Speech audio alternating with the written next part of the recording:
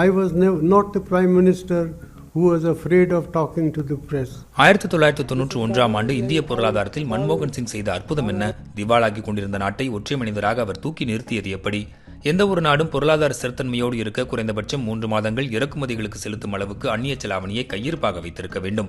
ஆனால் 1991இல் இந்தியாவிடம் வெறும் 2 வார இறக்குமதிகளுக்கு செலுத்தும் அளவுக்கே அந்நிய செலாவணி கையிருப்பு இருந்தது.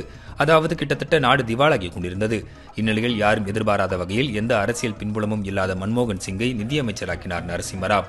கொடுக்கப்பட்ட வேலையை வெறும் 8 மாதங்களில் கச்சிதமாக முடித்த மன்மோகன் சிங் இந்திய ஏற்றுமதியை ஊக்குவிக்கும் வகையில் பண மதிப்பிழப்பு நடவடிக்கை, அந்நிய செலாவணியை அதிகரிக்க நாட்டின் தங்கத்தை அடகு வைத்து சுமார் 400 மில்லியன் அமெரிக்க டாலர்களை திரட்டியது, அந்நிய நிறுவனங்கள் வணிகத்தை ஊக்குவித்து வெளிநாட்டு முதலீடுகள் அதிகரிக்க தாராளமய கொள்கையை அறிமுகம் செய்தது என இந்தியாவை மீட்டெடுத்தார். இன்று உலகின் தகவல் தொழில்நுட்ப மையமாக இந்தியா மாறியிருப்பதற்கு அன்று மன்மோகன் சிங் உருவாக்கிய தாராளமய கொள்கைதான் காரணம் என நிபுணர்கள் கருதுகின்றனர்.